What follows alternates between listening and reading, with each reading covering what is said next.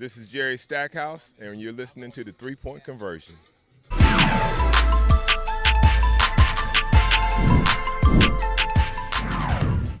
Hi, Nola. Julia Poe from the Chicago Tribune. Thanks for taking the time today. I was just wondering if you had an injury update on Angel Reese. Yeah, no updates. Okay. And are you expecting her this weekend? I just have no updates for now. Okay, gotcha.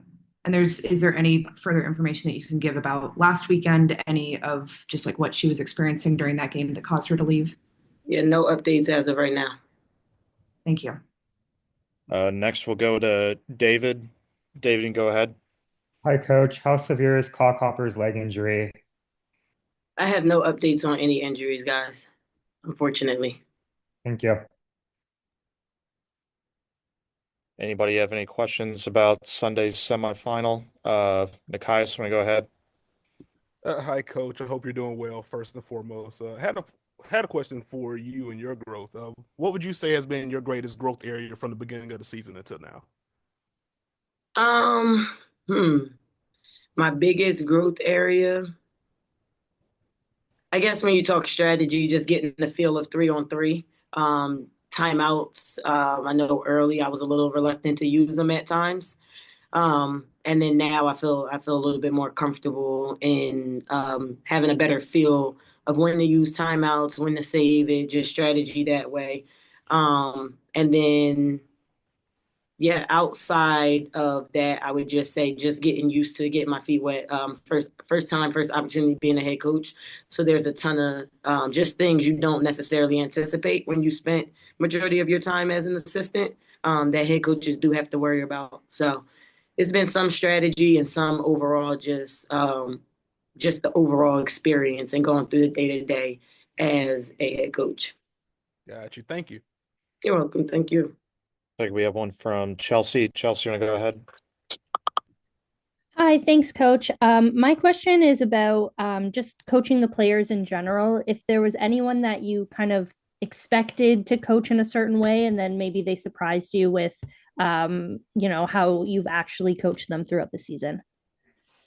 Honestly, I try not to go into it with any necessarily expectations I try not to assume of what I thought it would be like or, have preconceived notions about any of the players. And I tried to just go into it with a really, really like open mind.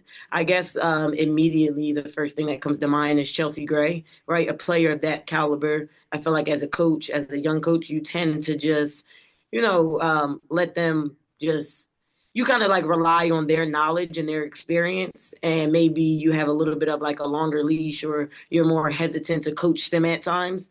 And that has been the exact opposite. Chelsea has been receptive to my coaching since day one. So if I had to pick one, I probably would say that just with veterans in general, coaches, you just tend to let them kind of play their game and you try not to micromanage it. But there still has been some of that, but there's been a ton of just collaboration and coaching that she's been receptive to from me.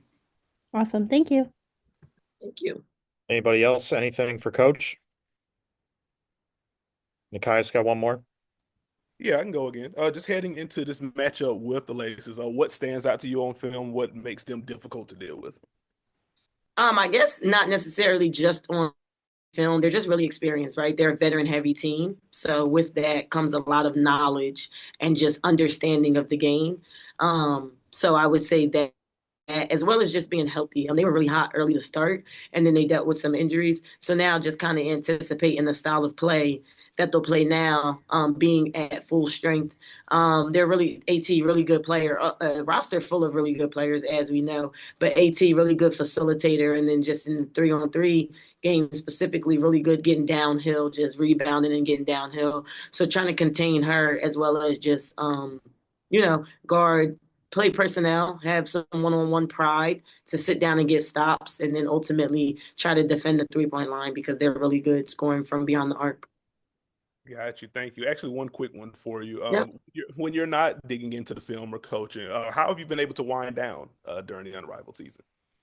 That's a great question. I honestly wish I would have. I guess maybe I shouldn't say I wish I would have. Because I'm just such a worker, I spend a lot of my time just watching the film, preparing for practice, and all of those things. Um, I was just talking to my friend, I haven't gotten to the beach yet just because I've been so just focused on what's right in front of me and preparing for the games that I haven't had a ton of opportunity to wind down. But I will say I have enjoyed in the beginning of the year. We had a team dinner at the end of the year. We had another team dinner, and we've had a couple just team activities throughout. And I've really enjoyed hanging out with the players off the court in those settings where we can all just kind of relax and get to know each other and build those connections that ultimately, last a lifetime.